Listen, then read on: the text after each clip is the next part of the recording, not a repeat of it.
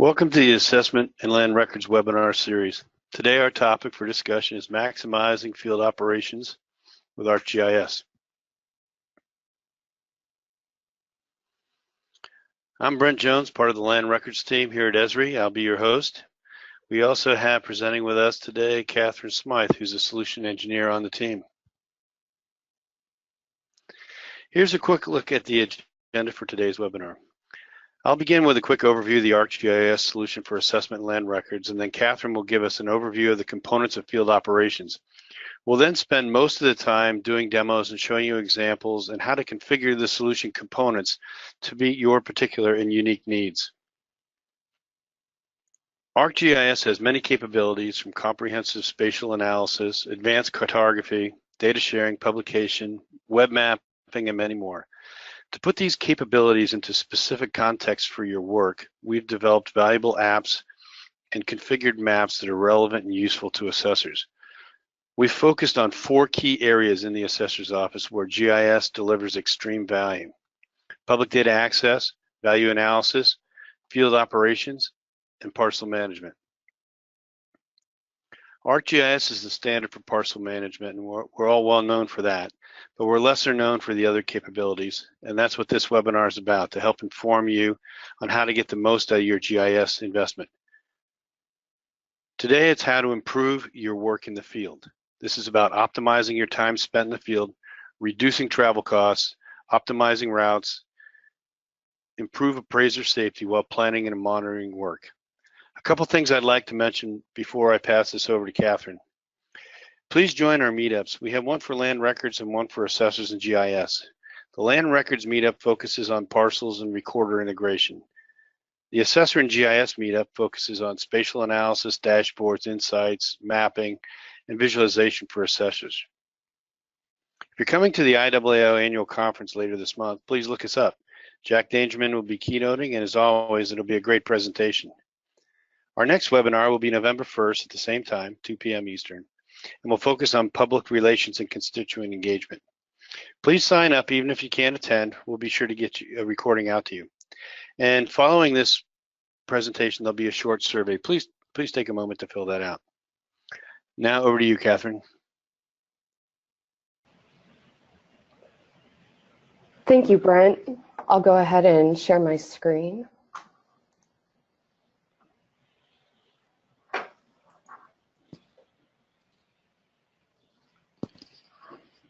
All right, so let's get started. As Brent mentioned, today we'll be talking about field operations for the assessor's office. We believe there are 5 core tasks necessary to optimizing your field operations with GIS.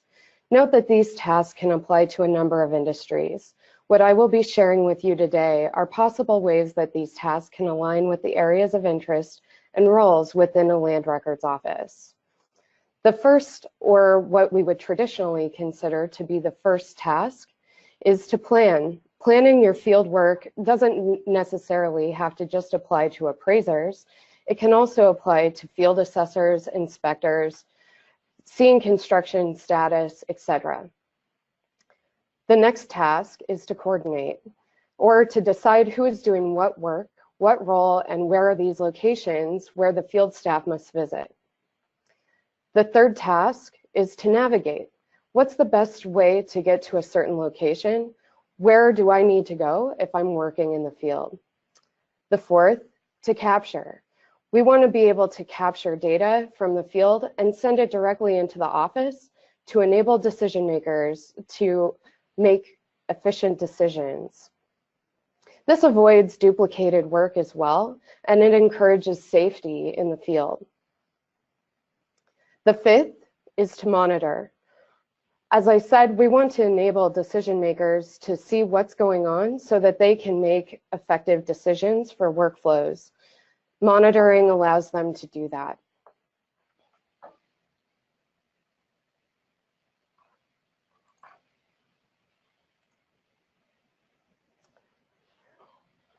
We've identified a few different roles within the assessor's office that we believe may benefit from these specific tasks. Since you all are experts on who does what in your office, I'm not going to go into more detail than to say that we believe the functionality lined out today can assist almost everyone in the office to communicate more effectively between the office and the field and each other internally as well. Keep in mind that field operations are part of our WebGIS platform. We believe that by optimizing your field operations, you will be able to consistently upgrade your system using what our developers have already created, right? So the main idea here is that instead of using maybe mobile applications or desktop applications that you have customized yourself, all of these mobile workflows fit seamlessly into one another and are supported fully by Esri. Now, if you'll recall the tasks that I just showed, monitor was the last one that I talked about. That's why I want to start with it first, while taking you through an entire field operations workflow, right? I believe that this is a cyclical process, right? So we're not just looking at completing the cycle and leaving it. Field operations can constantly be improved by looking back at what you have done before.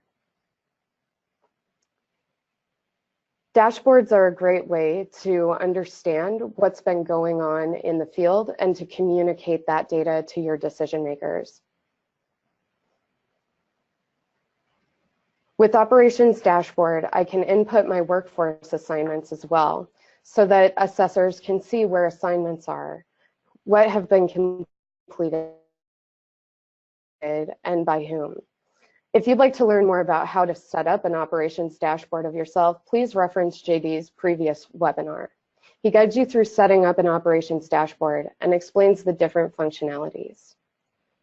Now I'll take you briefly through an operations dashboard that I've created for these purposes.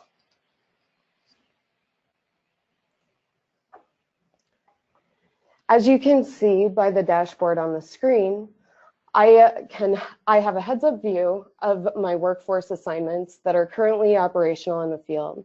I can see that 13 assignments have been put out there, 3 have been completed, 0 are open, and 6 are pending. Note that operations dashboards are also completely dynamic. So if I set up this pie chart, I can see which assignments are commercial, residential, or which are even appeals.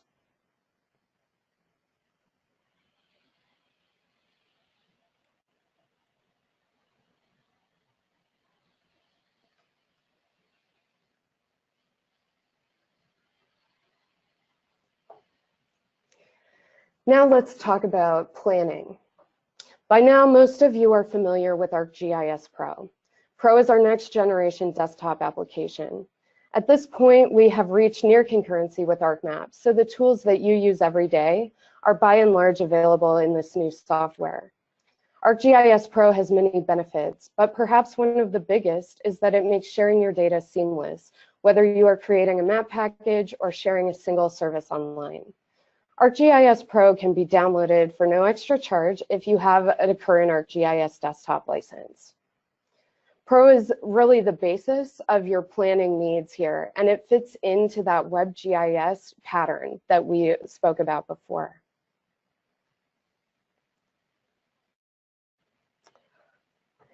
One of the main ways that we think that Pro can benefit you is by creating location data. You can use a locator to geocode appraisal neighborhoods or appeal locations. ArcGIS Pro, in addition to ArcGIS Online and ArcGIS Enterprise, can also be used effectively for routing. After geocoding appraisal or appeal locations, you can create efficient routes that will help save your county or assessor's office time and money. We've seen this to be especially effective when people outside of your organization need to find a specific location. Such may be the case with appeals. Let's take a look.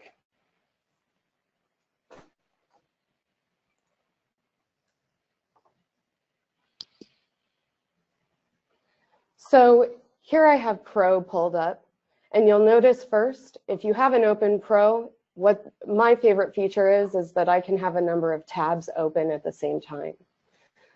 I've created these tabs to show which areas I'm interested in planning for my field operations. So I have collection, navigation, and workforce assignments. This is where it all starts. So I know that when I go into the field, I'm going to want my workers to be able to update information about locations using Collector. I can easily share a web map from ArcGIS Pro by going up to the ribbon, clicking Share, and selecting Share Web Map. The collector layer doesn't need to be too complicated here. I just have my parcel data and a basic background. Here I can fill in whatever information I need, and I can share with everyone in my organization, or different groups. Once you finish analyzing and sharing this data to ArcGIS Online, it's important to remember to enable attachments and make sure that the data is editable. If there are questions about that later, I'd be happy to revisit that. So the second functionality here that I want to show is how to set up an address locator. We'll also be incorporating that locator into a mobile map package to share with Navigator so that my field operations workers can navigate effectively to their assignments.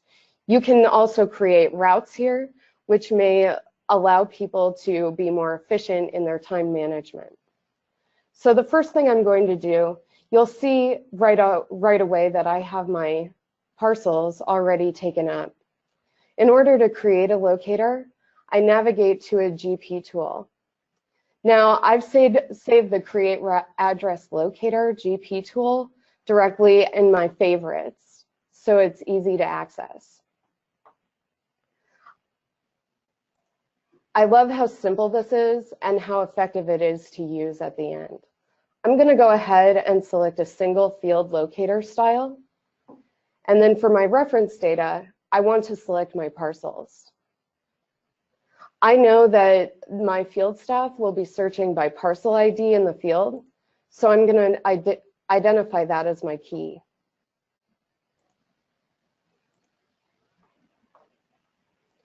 After I've identified it, all I need to do is give this a name.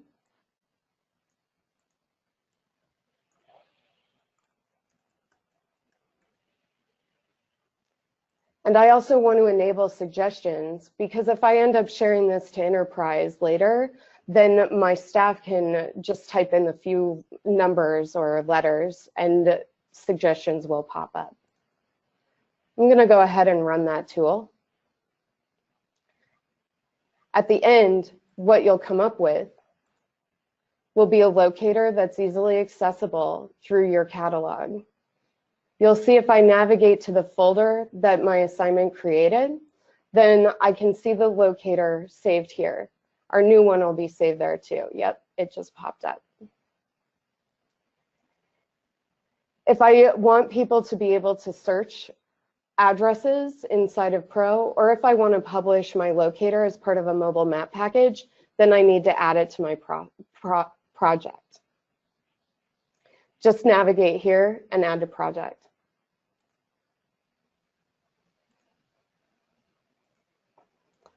All right, since I have all of that done, I want to be able to test it.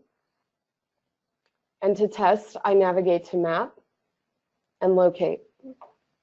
Under Settings, I should see the locator I just created. Here it is. I'm going to use the one I previously created.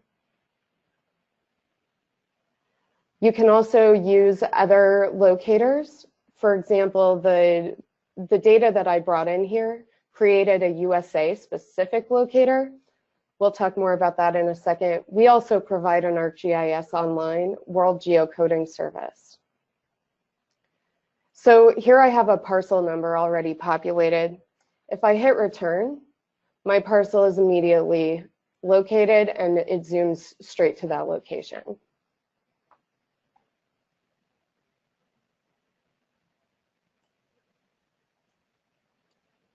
The next step in this process is to share this information as a mobile map package with for Navigator. So I've identified an area of interest here that I'm adding to the map. This will allow whatever's taken out of here to be seamlessly integrated with the map package. So what I've done, let's talk about the data behind this. What I've done is I've added OpenStreetMap premium data, which includes routing. You can see that right here. That's essential to be able to work with Navigator. Now, if you have your own routing data, such as streets, etc., you can obviously add that and configure it on your own base map. If you have a specific base map that you'd like to use, that can also be configured and shared in this mobile map package. So since I know that I have my routing data and I have my parcels and I have my area of interest, I think I'm ready to share. I'm going to go up here to my analysis tools again and open GP tools. I'm going to go ahead and create a mobile map package. Now, I'll let you all experiment with this on your own computers, and you can let me know if you have any questions about it. It takes a few minutes for ArcGIS Pro to package up all of these layers and information. The next step after you create a mobile map package is to share that package though.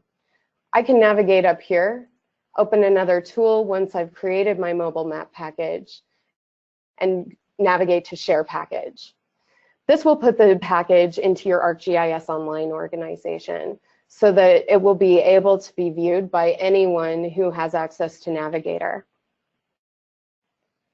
We'll speak a little bit more about that and demo the functionality in a few slides. So the last functionality I want to show here is that by creating that locator and by having the parcels, I'm enabled to geocode possible assignments. So in this case, I have a list of appeals, I have a list of commercial appraisals and residential appraisals. That's all in this standalone table.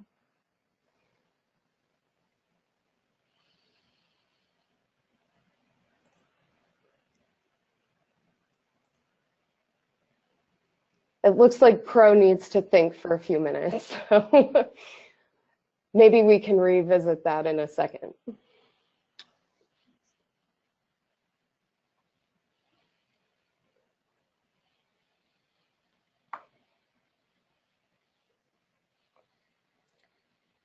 All right.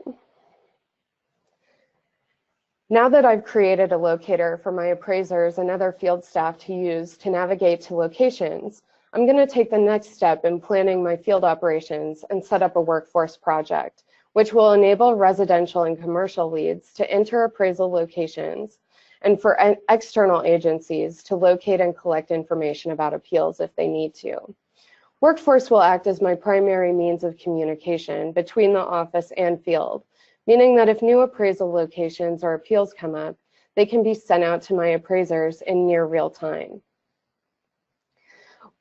Please note here that we also enable sharing your assignments through an ETL script with Workforce. If you're interested in learning more about that, please let us know, and we'd be happy to show you more information, maybe in a later webinar.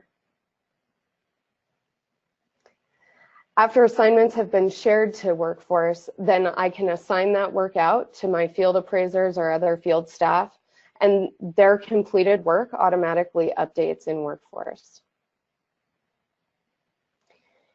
In Workforce, I can also create dynamic work assignments straight in the software itself by individual or automatically in bulk. I also have the capability to filter and sort assignments, view all staff in the field, and search the map for active or completed projects. Any assignment I send out to the field is automatically updated on the field worker's phone By downloading and opening and signing into the Workforce app with my user ID and password, as a field worker, I am showing that I'm ready to work. I can set my working status and enable notifications, so if a new assignment comes down the line, I'll know right away. Workforce allows me to see all of my assignments and then acts as a bridge to other apps so that I can navigate to an assignment and collect new information about it through one central location.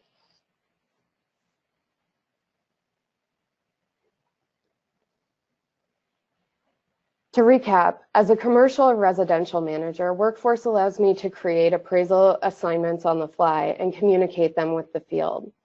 It would also allow for communication of appeals with outside agencies.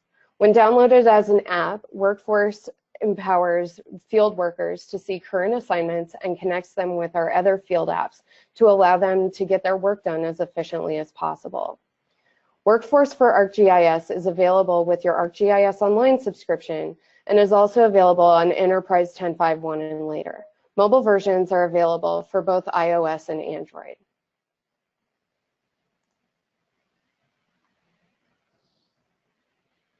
Let's explore what it looks like to set up that mobile workflow.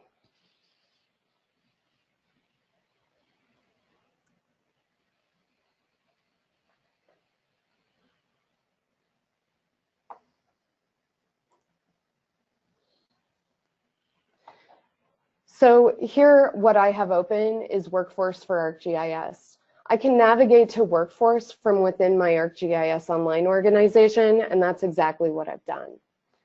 I've gone ahead and I've created a project. I'll go in and configure it now to make sure it's aligned to what I need to see. I've added 5 users, 4 of which are mobile workers, and there's 1 dispatcher. I've also enabled these dispatcher and worker maps. I can configure them to show whatever I would like to see in that map. I can also create a number of assignment types. For our purposes, I've created appeal, commercial, and residential. I can access information about each of the workers and assign new workers other roles. Under Advanced, I can hook up Collector and Navigator to be used with Workforce for mobile field operations. I'm going to navigate back to my project and go ahead and open it.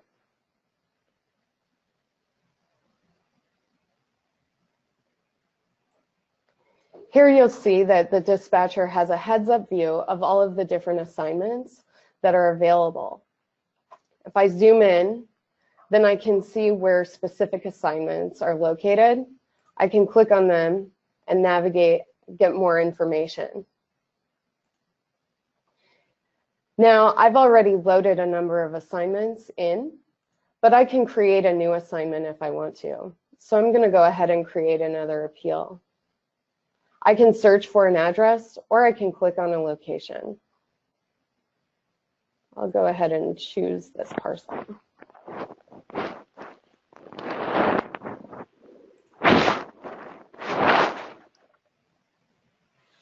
I'm going to assign myself as the worker and give this a medium priority. I'll set the due date as the 20th. I don't want to be too hard on myself. And then I'll go ahead and create the assignment.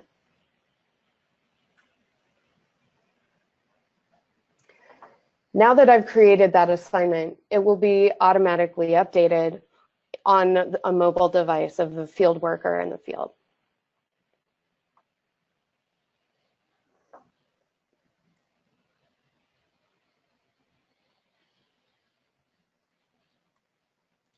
So let's explore a few of those apps and how in the field I might navigate to my assignment and collect information about it. Then I'll demo that functionality for you after. So after field assignments have been created, Navigator allows me to get to work. I can use Navigator to route to my assignment. Even though there are other mobile mapping applications out there, Navigator is a step up for me because I'm seeing and searching all of my own assets within the map, and I'm navigating according to my own streets and my own base map. It provides the routing according to that data. The GIS staff in the office can configure Navigator to route according to what makes the most sense for the field workers and the county, whatever that means, whether it's finding the shortest route or the most efficient route. Navigator is a free app to download and it requires iOS or Android to run. What's new about Navigator is that it's now available for all level 1 users and level 2 users. Navigator is part of a seamless experience with the workforce application. So as you'll see shortly in the demo, I can open Navigator right from the workforce and then navigate directly to a specific assignment and then return to workforce to see my destination.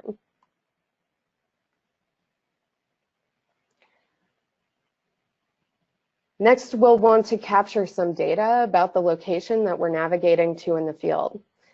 As an appraiser or field worker, I can use Collector to review property features that are stored in ArcGIS Online.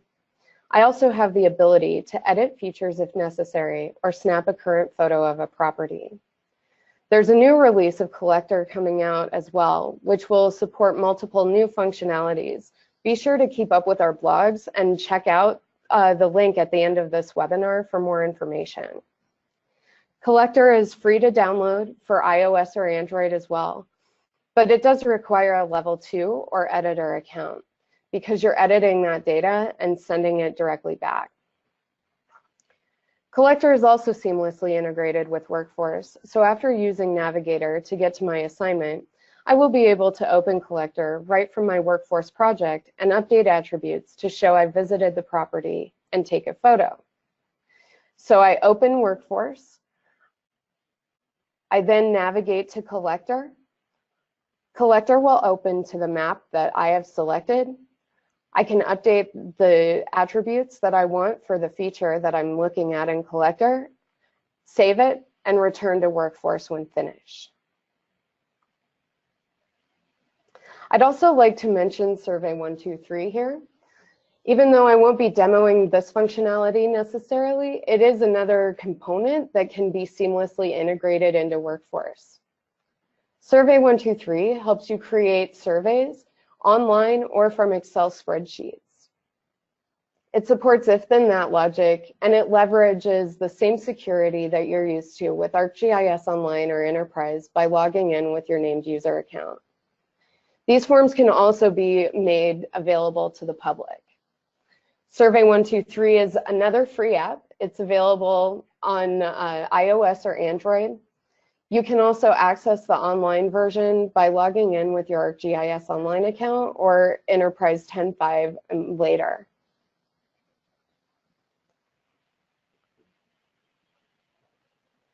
Let's take a look at what this workflow entails.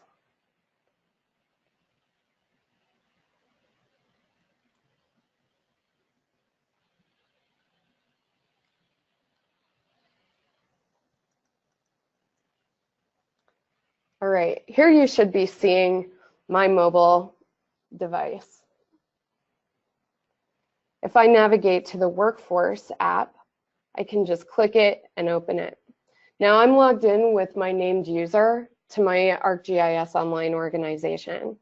So I can automatically see all of the assignments that have come to me that were assigned in Workforce. We'll go ahead and look at that recently created appeal. Here I can see the location of it, but you'll notice that I haven't started or navigated to any of the locations. So what I want to do is go ahead and start. When I start, note that that dot turns green. It will also turn green on the dispatcher heads up view online. Now I can navigate directly to that assignment. When I hit navigate, Navigator opens automatically. It senses the location that I'm currently at, and it shows me the route that I could take. I can set travel modes however I'd like here. So there's a few different options I can take. But here I'll just go ahead and start the navigation. I'll accept. So as you can see, it gives turn-by-turn directions, just like any other navigational app might on your phone. Again, the only difference is that you're using your specific street data. I can have the directions read out loud to me if I'd like, or I can just leave it off and look at the actual map. Since I know where I'm going now, I can navigate back to Workforce just by clicking that bar at the top of my screen. Since I'm at my location, I know that I need to collect some information about it. So I'm going to select Collect at Assignment. Collector automatically opens, and because I've logged into Collector with my named user and password, it's picking up exactly the map that's being connected through Workforce that I showed before. So here I am, right? That's exactly where I want to be. I can easily start collecting here if I want to create a new feature, or I can select an already created feature and update attributes about it. So here I'll go ahead and edit. And I can edit any of these attributes here, or I can take a photo and upload that.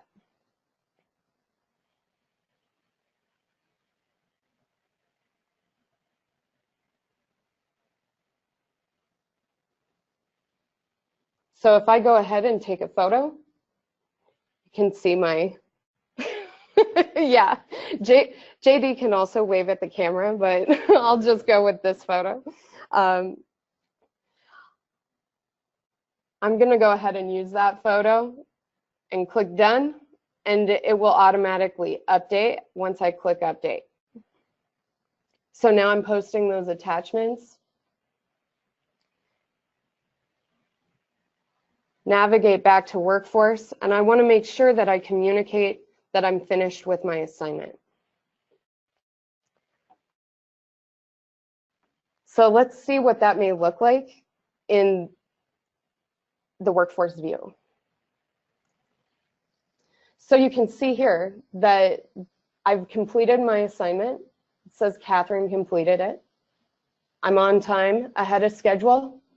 I can click on that assignment and I can see more information about it as well. I may have to reload to be able to see my updated photo here. Oh, where am I?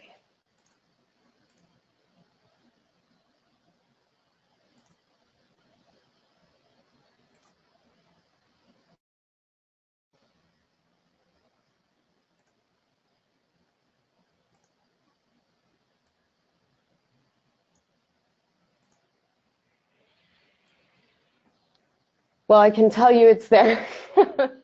I can tell you that it's there.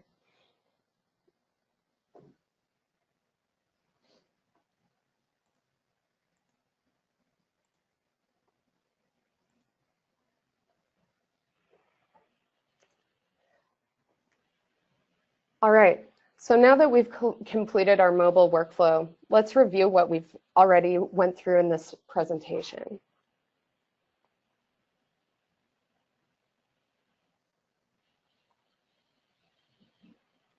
Today we explored how to refine field operations for the assessor's office. First, we planned out our project in ArcGIS Pro and laid the groundwork for mobile fieldwork. Then we stood up a workforce project that we then used to communicate the location of appeals to field staff. The field staff located the appeal, confirmed that they had visited, and then taken a photo of the property. All of that data was being captured in an operations dashboard in near real time, which allowed managers and the chief deputy appraiser to view the fieldwork status in the office. This workflow can also be automated in ArcGIS Pro using Workflow Manager.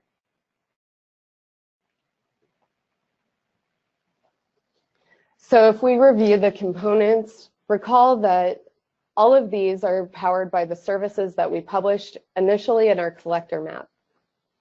We then created a workforce navigation assignment, and we related mobile applications back to it.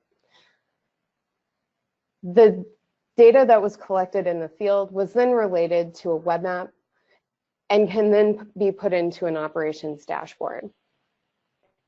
Also, be sure to note that all of these functions in the field can be taken offline. If you create a mobile map package like we did for Navigator, you can create those routes, publish them, and then serve them out, take them down when you need them, and store them on your phone. So you never need to connect to the internet. If you don't have connectivity, if you're in a rural place, for example, then it's also possible to take collector offline as well. So you can upload data and then sync it back when you're in the office.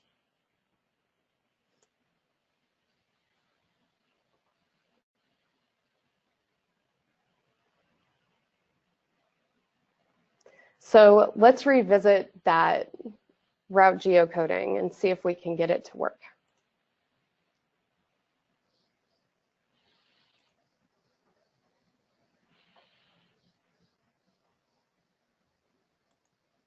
All right, we're in business. So again, let's look at this. So what I have here are my parcels, and I have my assignments. If I right-click on my assignments, then I can go ahead and geocode because I created that locator earlier. It gives me a step-by-step view of what geocoding may look like. So I'll just go ahead and start. This is the input table that I want to geocode with. I only want to select one field. That's my parcel ID. The locator that I'm using is my address locator that I created previously.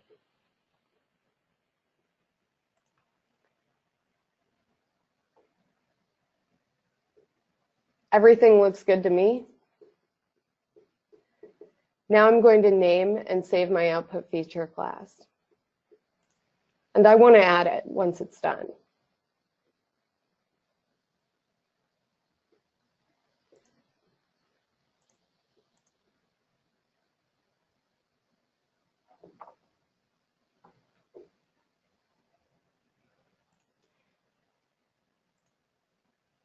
After it's created, then I can navigate to my geocoded features and add them to my map. So here they are. Keep in mind that if you have an XY or latitude and longitude, we can use that as well. We can geocode using our ArcGIS Online geocoder, or if you have a specific USA one, you can use that as well. If you don't have any location information at all, that's why this is so useful, because then you can map it directly to the parcel ID and use only that as your location. So again, to recap, we're working on different ways of automating this workflow to bring these assignments into Workforce. So if you find this to be valuable, please reach out to us and let us know. We'd love to hear your feedback, and we'd love to hear how you are using mobile applications in the field as well.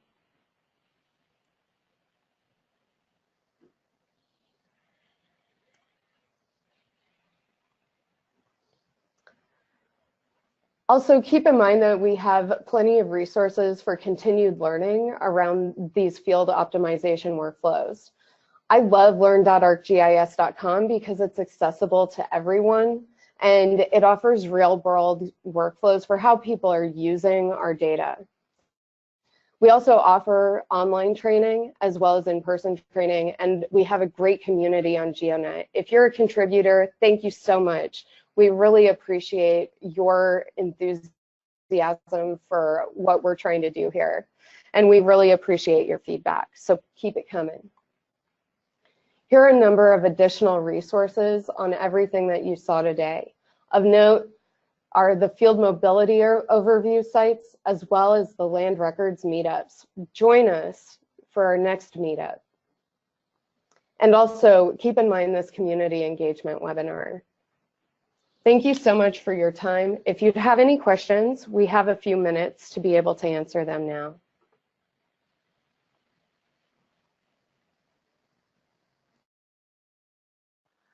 Okay, this is a little complicated this time because we're all in the same room. This usually doesn't happen. So Catherine and I will be swapping back and forth with mute buttons, so it may take us a little bit of a delay.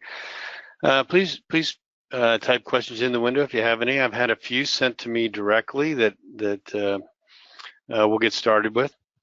Catherine, can you describe the difference between a level 1 and a level 2 account, and what's that all about? Excellent question. So a level 1 and a level 2 account are both accounts for your ArcGIS Online or Enterprise.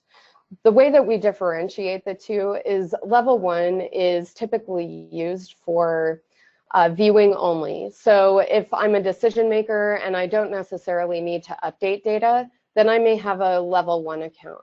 If I'm going to be editing data in the field, then I need a level 2 account, which enables me to edit and publish and modify features on my own. I can allocate those levels in my manager on ArcGIS Online.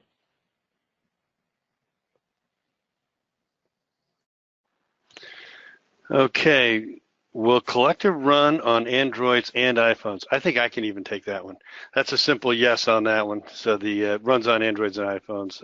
You can just download it from the App Store or Google Play. Next question. Do I need to create a locator every time? You know, I'll have my own commentary to that. You know, I saw you made a locator using parcel ID numbers in your own parcel data. And I also noted that you did navigation using your own centerline data, so it's obviously better than some of the crowdsourced stuff out there. But can you talk about those locators, how that works, and if I have to do that every time?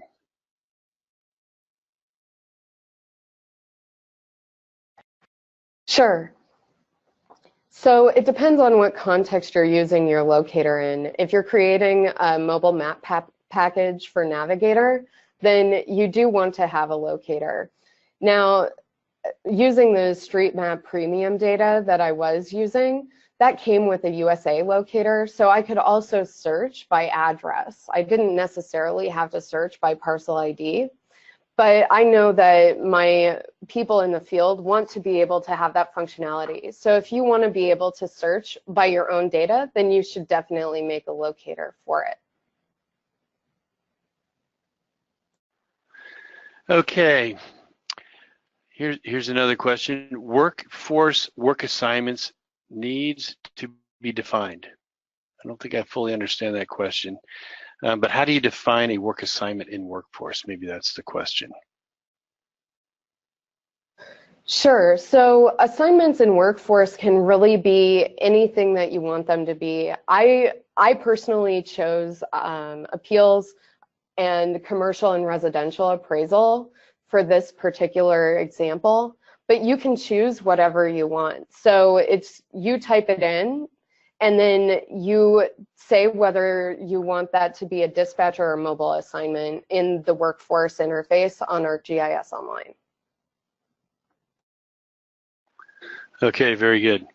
The does a ArcGIS Pro license come with a named user level 1 or user level 2? It comes with a level 2 user. Okay, I need to know about workforce demonstrations. Are there any available? Well, I know that this webinar will be recorded and we'll be able to ship that out to you. If there's additional demonstrations needed, I think we can probably set that up with your local solution engineer and account manager. You can email me directly on that if you'd like, bjones@esri.com, if that would help. Okay, another question. Our organization has Pro publishing to Portal and ArcGIS Online. We end up using 2 licensed name user accounts per employee, one for ArcGIS Online and one for Portal. It feels a bit like double taxation. Are there any plans to streamline licensing?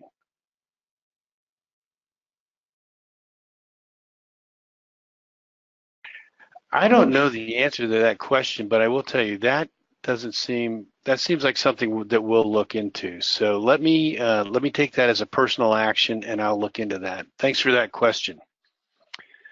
What online documentation or webinars do you recommend for learning about the Workforce Navigator, Collector, and Survey 123?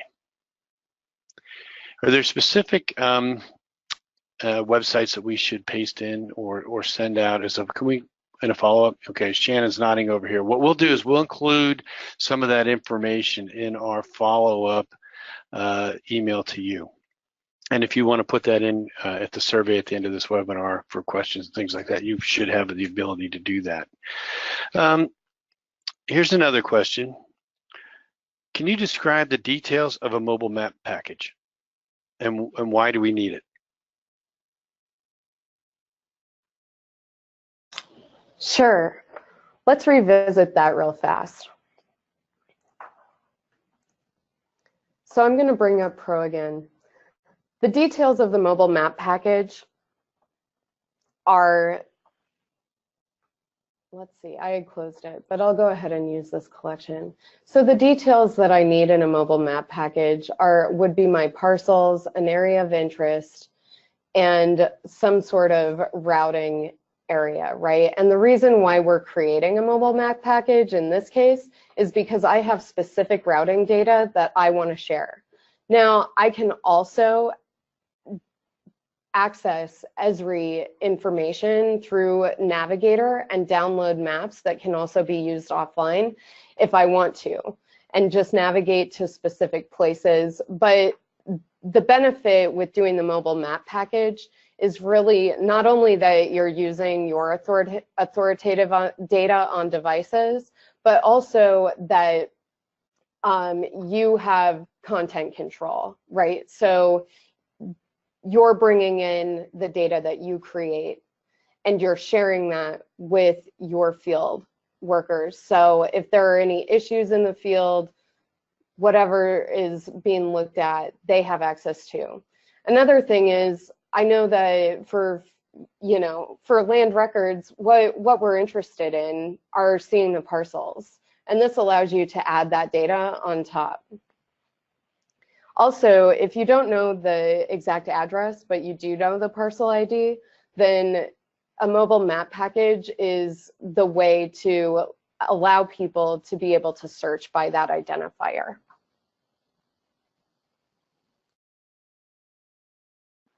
All right, very good. Now I'm going to wait for just a couple of seconds to see if there's any last minute questions. We do. Are routes only done with one location at a time, or can a larger workload be input for route optimization? You can put in as many locations as you want to in a route. You can also use tools both in Pro and ArcGIS Online that will allow you to optimize those routes. So if you're interested, get in touch with your solution engineer or reach out to us if you'd like more information on routing. It's kind of its own subject, which is why I didn't delve so deep into it in this webinar, but it is a really important component here. So I'm glad that you asked that question. Thank you. Okay, good. Maybe we'll do a webinar. Maybe we can do a meetup on routing because it might get a little bit technical. Will we have access to this webinar later? Absolutely. We record all these. How can we create a mobile map package? Can you describe the process for that? Can you show that quickly? Sure, no problem. I'll go ahead and jump back into Pro.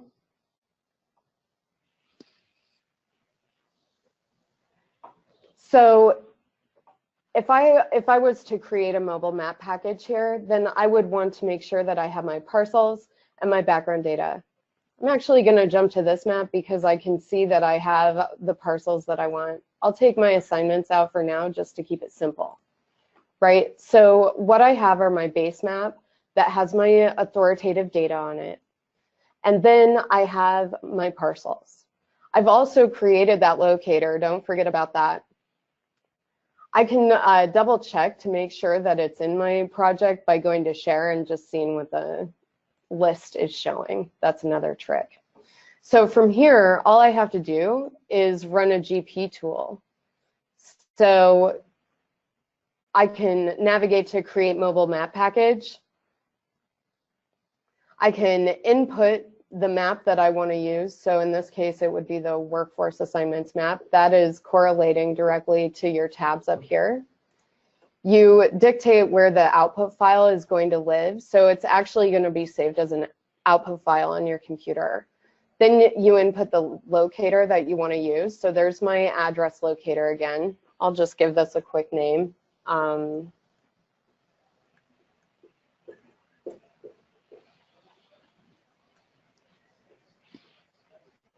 I can also dictate the area of interest. So if I want to clip it to my parcels directly, I can do that by selecting this clip features.